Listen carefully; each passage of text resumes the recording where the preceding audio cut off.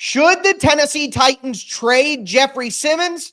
It's a question that they have to ask. I'll explain why on today's edition of Locked On Titans.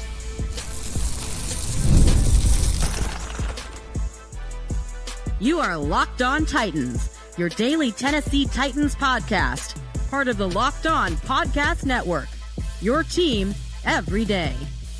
Welcome to the Locked On Titans podcast. I am your host, Tyler Rowland. Titans fans, today's edition of the Locked On Titans podcast is brought to you by Game Time. Download the Game Time app, create an account, use the code LOCKEDONNFL for $20 off your first purchase. It is day 2 of off-season roadmap week. On today's show, we're going to go over roster management decisions for the Titans. What is their salary cap situation? What will it be going into free agency? Should they cut Harold Landry? Should they cut Amani Hooker? Should they trade Jeffery Simmons? Should they trade Harold Landry? So many questions to ask and so many different roster moves that the Titans can make. I'm going to go through each of those questions and tell you what I think the Tennessee Titans should do this offseason. Before we get into all of it, do want to thank you for making the Locked On Titans your first listen each and every day. Remember, Monday through Friday, Tennessee Titans content all year round, always for free. You're not going to beat that anywhere else. Make sure that you get subscribed. Stay subscribed. It's your team every day. And speaking of every day, shout out to my everydayers out there tuning in Monday through Friday. If you aren't an everydayer, you need to be one, especially right now. Again, it's day 2 of off-season roadmap week. Tomorrow is day 3. I'm going to have a mock free agency where I go over the signings that I would make for the Tennessee Titans. Thursday will be a 7-round mock draft that I do myself. And then Friday, we'll recap all of the action that we had this week and what I think is the perfect Tennessee Titans offseason. But moving into the roster management questions here, should the Tennessee Titans trade Jeffery Simmons? I said during the season, this was not a good time to make that move. You don't trade Jeffery Simmons during the season. You're not going to get the most capital that you possibly can, and it's going to be difficult to have as many suitors as you want because there's limited cap space during the year. But now you're into the all season. The Tennessee Titans need to have this question. Is Jeffery Simmons going to be the elite player that we hope that he can be, that he's shown that he's capable of being by the time we turn this program around? The answer for the Tennessee Titans might be yes, it might be no. That is the question. But you have to look at that and weigh that against what can we possibly get for Jeffery Simmons. In my opinion, I think the best that you could get for Jeffery Simmons is a late first-round pick. Think about a team like maybe the Green Bay Packers who pick in the back half of the 20s. In the NFL draft. Like, think about anywhere from 20 to 32. I think you could get maybe a high second-round pick, maybe multiple second-round picks if you'd rather have that. But I don't think that you're going to get, like, Myles Garrett was just placed on or just made a trade request. Jeffery Simmons isn't going to get you anywhere near what you're getting for Myles Garrett. They're two different levels of players, from the elite best in the NFL to Jeffery Simmons, who I think is in that second tier of superstar players in the NFL. So to me, when you look at what you could get back for Jeffery Simmons, and then you look at the savings, if you traded Jeffery Simmons, you would save about $8.4 million, but you would still have $14.4 million in dead cap. And look, I know that getting any draft capital back makes sense, but I do have to point out that Mike Borgonzi, when he was hired as the new general manager for the Tennessee Titans, literally talked about the fact that Jeffery Simmons and Harold Landry, homegrown stars, are perfect examples of leaders who are more loyal to their organization because they were drafted, they were developed, and they were paid by one team. They were totally through the process with one team. So I don't think that the Tennessee Titans will actually be interested in trading Jeffery Simmons or trading Harold Landry, because they are examples of exactly what the Tennessee Titans want to build in Tennessee. So with that in mind, I think their impact on the culture and their impact on the locker room outweighs what the Titans could get in return. So I'm going to say no to a Jeffery Simmons trade and to a Harold Landry trade. I do not think those are moves that the Tennessee Titans should make. You could get rid of them for draft picks, But I think that the loss of them as symbols in the organization and the players that they are on the field for a Titans defense that looks good. Brian Callahan wants to win. Mike Borgonzi wants to win. And I think the Titans in 2 or 3 years, probably 2 years, could turn this thing around and be a playoff contender. So I'm not going to get rid of Jeffery Simmons. I'm not going to get rid of Harold Landry. I think Harold Landry would only get you a 4th round pick back. So I'm just not interested in the net outcome of those 2 trades. What I will tell you is, though, Treylon Burks is a guy who I would trade in a second. Okay, I would trade in an absolute second. And as a matter of fact, in this off-season roadmap, this mock off-season for the Titans, I am trading Treylon Burks. I'm going to trade Treylon Burks for a 6th round pick. I would take a 7th round pick as well, because either way, Treylon Burks is not going to be on the roster next year. Now, if you cut Treylon Burks outright and you just cut him, it's $4.5 million in dead cap. You get no savings. It's just $4.5 million dead cap. He's off the books. You accept it. You eat the $5 million. But if you trade him, you don't have to pay his salary, which is $2.6 million. So I'm trading Treylon Burks for a conditional 6th round pick, or a conditional 7th, which could become a 6th round pick with play time. And I'm saving $2.6 million and getting Treylon Burks off this roster. It is time to move on. So that's a yes for a trade to Treylon Burks for a 7th round pick. I'll take a 6th round pick with play time if I can get that in there. And then finally, I want to talk about Will Levis, because I think that there are very few scenarios where Will Levis is back on the Titans. And the best thing for the franchise moving forward, if they have truly given up on Will Levis, which I think they have, it's time to move him somewhere else. Brian Callahan already talked this offseason about how Will Levis does not fit what he wants to do. He talked about how his offense is not a fit for Will Levis, so they were trying to adjust it and make it more comfortable for what Will Levis does well with the deep passing game and the long developing play action stuff. But Brian Callahan talked about how he wants precision timing passing. Brian Callahan wants to be a spread West Coast offense, not a play action offense like what Will Levis is going to thrive in. So with the lack of fit and the available options for the Titans, whether it be the quarterback in the draft, whether it be a veteran bridge quarterback with a new young backup, I think there are so many options out there for the Tennessee Titans to move on from Will Levis that I think that they do trade Will Levis. Now, here is the thing. It's only going to save the Titans $600,000 if they trade him. I think based on what we've seen recently with guys who were quarterback picks in the first 3 rounds who flunked out, think about Kenny Pickett or Sam Howell or Desmond Ridder. I think you could get a 4th or a 5th round pick for Will Levis. Think if the Titans traded Will. Think if Las Vegas missed out on a quarterback in the draft. They need a quarterback. You know the connection between Will Levis and Tom Brady. So you trade Will Levis to the Raiders for pick number 73, and the Titans send Levis and 119. So Levis and a 5th for a 3rd round pick from Las Vegas. I think that would be a fair trade. And even if you don't want to do that move, or you can't do that move, again, I think you could get a 4th or a 5th round pick for Will Levis with 2 more years of rookie contract.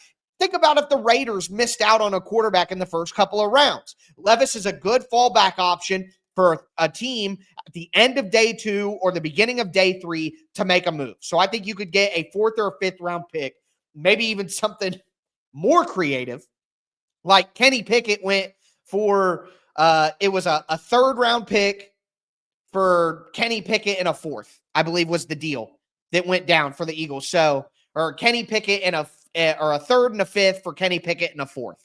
Something like that the Titans could do to move their 4th round pick or get back into the top 100. I think that would make a lot of sense. So that's a trade I would make, but I'm not going to make it right now in February and March. I'm going to wait until the draft to see if that materializes, or after the draft to see if that materializes going forward. But trading Treylon Burks, holding on to Jeffery Simmons and Harold Landry, looking to trade Will Levis, but only at the right time where I can extract maximum value. But with that being said, who needs to be cut from the Tennessee Titans? Kenneth Murray, I've had enough. Do want to let you guys know that today's episode is brought to you by Prize Picks. The big game is almost here, and there's no better way to make it even more exciting than with Prize Picks, the best place for daily fantasy sports. With over 10 million members and billions in winnings awarded, Prize Picks makes it fun and simple to get in on the action. Here's how it works. You pick more or less on at least 2-player projections, and if you're right, you can win up to 1,000 times your cash. Prize Picks even has a free pick for the big game where Patrick Mahomes only needs to throw for 1 yard for you to win. So this week, for example, I'm going to do more on Travis Kelce rushing yards. I'm going to pair that with more for Patrick Mahomes to throw for more than 1 yard. And if both of those hit, I can make a safe and fast withdrawal in as little as 15 minutes. Download the Prize Picks app today. Use the code LOCKEDONNFL to get $50 instantly after you play your first $5 lineup. That's code LOCKEDONNFL for $50 instantly after you play your first $5 lineup. It's Prize Picks. Run your game.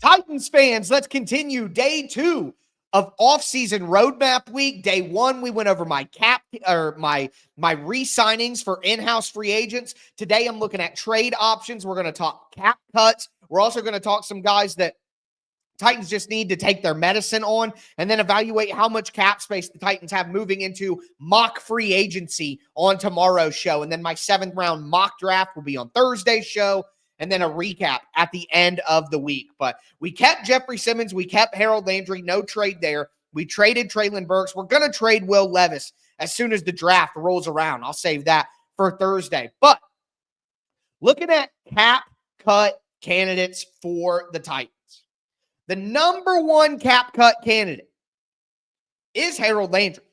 No doubt. Now, I said I'm not going to trade Harold Landry earlier, and that should probably tip you off to how I feel here. Harold Landry would give you $13 million in dead cap, but it would be $10 million in savings. So the Titans have about $50 million in cap space going into the offseason, getting an extra $10 million. The problem is the Titans are so bad on the edge. You can't afford to get rid of Harold Landry. And as I talked about in the first segment, Mike Borgonzi talked about how important it is to have guys like Jeffery Simmons and Harold Landry who were drafted, developed, and paid by the Tennessee Titans. So I agree with Borgonzi that those things are pillars in a locker room, and the Titans can't lose their way entirely. So am I going to cut Harold Landry to save $10 million when the Titans have $50 million and a big need on the edge already? No, I'm not going to do that. Harold Landry is the consummate professional. He works hard. He's always prepared. He's a versatile guy. He lives for the team. He breathes for the team. He produces as well. Maybe he's not an elite pass rusher like Myles Garrett and Nick Bosa and guys like that. But Harold Landry is a very good player. He's not the top-tier edge that we need, but you draft Abdul Carter. You have Abdul Carter. You have Harold Landry. You have Devondre Sweat. You have Jeffery Simmons. You have Sebastian Joseph Day. You have Arden Key as a tertiary rusher that can be a part of rush packages. Now you really have something cooking. Now you have something because you have the top-tier pass rusher, and Harold Landry's role is better. So I am going to keep Harold Landry around. I am not going to cut Harold Landry and leave $13 million of dead money just to save me $10 million. It's simply not worth it. Now, I did consider a restructure of Harold Landry's contract. Harold Landry's salary, actual salary this year, not his salary cap hit, which is $24 million, but his actual salary is $17 million. You could take $10 million off his salary, turn it into signing bonus, and then spread that $10 million out over the next 2 years or so. You could add a void year on the back of Harold Landry's contract. You could do that, but all you're doing is you're kicking money down the road. You're kicking the can down the road is the saying I was looking for. That $10 million that you take off Harold Landry's salary this year may save you $7.5 million, $7 million in salary cap space right now. But then the additional money that you're going to push into the next 2 years, that's going to be dead money if you want to get rid of Harold Landry next year. And Harold Landry's dead cap next year is like $13 million. So now you're looking at $20 million next year rather than just eating it this year and dealing with it right now. I don't want to kick that money down the road. This is a good year for the Titans, in my opinion, to really take their medicine on some contracts that they probably won't want going forward. Don't restructure them. Don't change them. We'll talk more about that in a second. But for Harold Landry, that's how I feel. We're just going to leave the $24 million cap hit on the books and accept what it is and let it be rather than pushing our problems into the future. This is a year where the Titans need to take that medicine. That's why I go to Amani Hooker. And look, Amani Hooker is $11 million on the cap this year. If you cut him, you could save $8.5 million and you only have 2.5 dead. All right. That's good savings for the Titans. That is good. You save $8.5 million to cut Amani Hooker. Is Amani Hooker worth $11 million on the cap? That's quite a debate. But for me, what are you going to do to replace him? This is how I felt when people brought up the nonsense last offseason of cutting Amani Hooker. Amani Hooker is a really good safety. Is he a Pro Bowl level safety? Is one of the best safeties in the league? Is he Kyle Hamilton? Is he Xavier McKinney?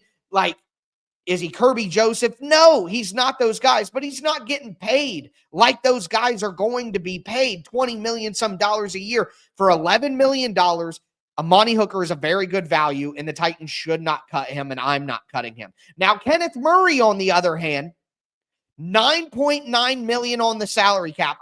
There is no world, there is no earth, there is no timeline, no multiverse where I'm paying $10 million on the salary cap for Kenneth Murray. Not a chance. It's only $2.5 million in dead money if you cut him and you save $7 million. Give me my $7.4 million in salary cap space back. I can find a linebacker much cheaper than Kenneth Murray that will be just as good, if not better. I would rather play Cedric Gray and James Williams next year for less than $1 million than pay Kenneth Murray $10 million. He is as replaceable of a linebacker as you could possibly find. Does he have traits that make him a fit? Did he possess good leadership qualities? Sure, but his play on the field is absolutely not worth $10 million on the salary cap. Amani Hooker is not $1 million more valuable than Kenneth Murray. The gap is much larger. So I'm cutting Kenneth Murray and I'm saving $7.4 million. Then we go to Arden Key, who I think is another cap cut candidate here. $9.3 million on the salary cap. Is Arden Key worth that? No. But here's the problem. It would be $6.9 million in dead cap. So he's only getting paid $9 million. If you cut him, you only save $2.4. At the end of the day, Arden Key is a good third rusher. He's a good situational rusher. He's just not a starting or high-level edge rusher. Honestly, Arden Key in one-on-one pass rush situations had better plays than Harold Landry last year. Landry was able to clean up with his effort and his finish and his motor, but Arden Key is better as a one-on-one in a phone booth, use a move to beat a guy. So I'm keeping Arden Key. I'm not cutting Arden Key to save $2.4 million. It's simply not worth it. Let's get Abdul Carter in here to go with Harold Landry and Arden Key, and now you actually have a pretty good edge rush group. So I'm not cutting Arden Key to save $2.4 million. Simply not worth it. And then finally, Nicholas Petit-Frere, $3.5 million on the salary cap, only $280,000 in dead cap. Get out of here. I am driving the car to Nashville to pick up NPF, to drive him to the airport. Give me my $3.2 million in salary cap space. So we kept Harold Landry. We kept Amani Hooker. We kept Arden Key. We cut Kenneth Murray. We cut Nicholas Petit-Frere, and we saved $10.6 million in salary cap space. So where are the Titans at in salary cap space right now? How much salary cap space are they going to have going into free agency? I did re-sign some players yesterday. We'll talk about all of that right now. Today's episode is brought to you by Game Time. Looking for tickets to the next big event? Maybe last-minute tickets to the big game later this week? Whether it's a concert, a comedy show, or a sports game, finding the right ticket at the right price can be a headache. But with Game Time Picks, it's never been easier. Let me tell you how it works. With Game Time Picks, The app does all the hard work for you. It curates the best deals so you don't have to waste time searching through endless ticket listings. I've been using Game Time Picks for a while, and I absolutely love it. I got a super deal recently for a prime seat. I couldn't believe the value. Also, you get a seat view with a panoramic view from where you're going to sit down at, so you know what you're going to be looking at when you get to the venue. They also have the Game Time guarantee for the lowest price. Ready to make your next event even better? Download the Game Time app, create an account, use the code LOCKEDONNFL for $20 off your first purchase. Terms apply. Again, use the code LOCKEDONNFL for $20 off. Download the Game Time app today. Last minute tickets, lowest price, guaranteed.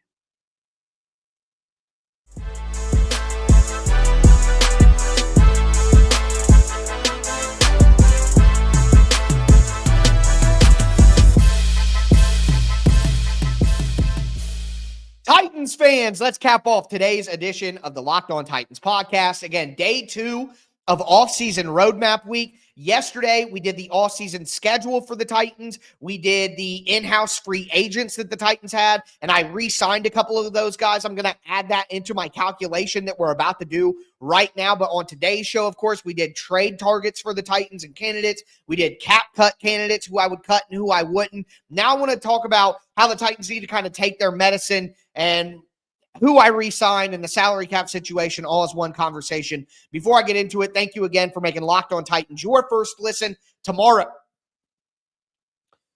mock fantasy, mock free agency. Thursday, mock 7-round draft. Friday, recapping everything from this week. But with L'Jarius Sneed, Chidobe Awuzie, Calvin Ridley, Lloyd Cushenberry. I know that some of you out there are going to say, you know, they got to get rid of them. They got to trade them. They got to do what they can to move on from those guys. It just simply isn't going to happen. This goes back to what I talked about with Harold Landry earlier. There is an element of this year where the Titans just need to take their medicine. They're not going to be able to flip this thing overnight. There isn't one move that they can make to change the team from being a terrible team to a good team. Again, I know that people are going to say the quarterback, Jane Daniels, we could have our, I don't know that I believe that. And this is my mock off season, right? So I think the Titans need to, and I'm going to, just take the medicine. L'Jarius Sneed, if you cut L'Jarius Sneed, it would cost you $12 million of extra salary cap space. Like on top of what you owe for L'Jarius Sneed right now, it would cost you $12 million more to cut him. It would be $35 million in dead cap. Cheeto would be $12 million in dead cap. It would only save you $2.5 million to cut Cheeto. It just doesn't make any sense. For $2 million? Why? Calvin Ridley would literally lose you $9 million in cap space additional on what you're paying him. It would be $37 million in dead cap. Lloyd Cushenberry would lose you $5 million extra. The Titans have $50 million in cap space. If you cut Lloyd Cushenberry, it goes down to $45 million because the money you owe him next year comes up into this year. So it would be $19 million in dead cap for the Titans. They would lose $5 million to cut Lloyd Cushenberry after his Achilles tear. It just doesn't make sense. So it sucks that the Titans made these big splash moves last year with these big contracts, and it didn't work out for them. You know, Sneed and Cush had major injuries, and Calvin Ridley was good. Cheeto was injured all of the year. But you got to take your medicine and just eat this, because there is no way for you to do anything with these contracts to help yourself. So just eat what it is. And if you want to get rid of these guys after this year, after 2 seasons with the team, then it'll be more digestible to get rid of them and what their dead cap would be and how it would impact your salary cap. So I'm not making any significant moves with Sneed, Cheeto, Ridley, and Cush. And again, the Titans were overly aggressive last year in free agency, and it didn't work. By the time the roster is good enough for the Titans to win games, some of these players probably won't be on the team anymore. So you're really burning the cash. So if you're the Titans, again, this year, just be smart. Don't get too crazy in free agency like you did before. Don't make these restructures and make trades and do all this crazy stuff to try to save yourself more cap space right now. You don't need to for this year. Don't prioritize this year and this season. Prioritize the future. And that means just taking your medicine right now and not trying to kick the can down the road with restructure and contracts. Just not what you need to do. So, with that being said, the Tennessee Titans currently right now in real time as we speak have $49,787,053 in cap space according to SpotTrack.com. We traded Treylon Burks to save $2.6 million. We cut Kenneth Murray to save $7.4 million. That's $10 million for those keeping track. We cut Nicholas Petit-Ferrer to save $3.2 million. So that's $13 million that we've saved with the moves that we made today. We could trade Will Levis here in a month or so during the draft and save an additional $600,000, but that doesn't matter for our calculation purposes. It's $600,000. So we saved a little over $13 million with the moves that we've made today. You add that to the $50 million in cap, and again, it's 49.7, but for math purposes, for simplicity, we call it 50 million. We have $50 million in cap space. We just saved ourselves $13 million in additional cap space. So that's 62, we'll say $62 million. All right. The Titans have $62 million in cap right now after our moves. Yesterday, I brought some people back. Okay? I brought NWI back for 3 years, $20 million with $4 million as a cap hit in year one. So that's $4 million. I brought back Tyler Boyd. Last year, Tyler Boyd got $2.4 million against the cap. I do the same thing this year, $2.4 million against the cap. So that's 6.4. Then I brought back Daniel Brunskill, who got 3.8 last year. I'll give him 3.5 this year to bring him back as a depth interior offensive lineman. So now we're looking at, 3 and 2 and 4 plus a little change on the back end. We're looking at about $10 million that we're giving out to re-sign these players. Stonehouse, I'd say about $3 million per season. Nick Folk got $3.5 million last year. I'll give him that again. So now with the special teams, we're up to about $16 million. Quandre Diggs was $3 million last year. I brought Quandre Diggs back. I'll give him $3 million again, about $19 million. And then you got Sebastian Joseph Day, got $4 million last year. I'm bringing him back for the same amount, $4 million. And then Darrell Baker Jr., who played really good for the Titans last year, could be a depth corner. I'll give him the veteran minimum, a little over $1 million to bring him back. So basically $24 million I used to bring back guys from last year's roster. Could be a little less than that with how we manipulate the salary cap, but it'd be about $22 to $24 million that I'm using to bring back guys. So we had $50 million in cap space.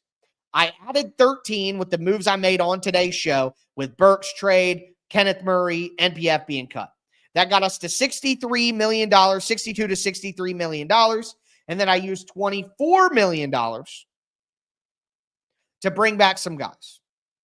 So, quick math there. We'll say 63 minus 24 brings us to 39 million. So the Titans will have basically 39. And I want to mention that when the Titans signed the 8 players that I brought back, NWI, Boyd, Brunskill, Stonehouse, Folk, Diggs, Sebastian Joseph Day, Darrell Baker Jr., and Morgan Cox too. We'll throw him in there for the veteran minimum. But when the Titans bring back those players, right now they only have 48 players counting against their total 51. Only your top 51 players count against the salary cap during the offseason. So when the Titans add those players, it's going to knock some players out. So again, we're looking at $40 million of cap space heading into free agency after bringing back 9 players from last year's team. including NWI, Tyler Boyd, Daniel Brunskill, Stonehouse, Folk, Diggs. Bringing back those guys, cutting Kenneth Murray, cutting Nicholas Petit-Frere, trading Treylon Burks. All of those moves, we have $40 million heading into free agency. So keep that in mind as we go into my mock free agency tomorrow. Make sure you get subscribed, stay subscribed. That's going to do it for me today, folks. As always, I am your host, Tyler Rowland, and this was Locked On Titans.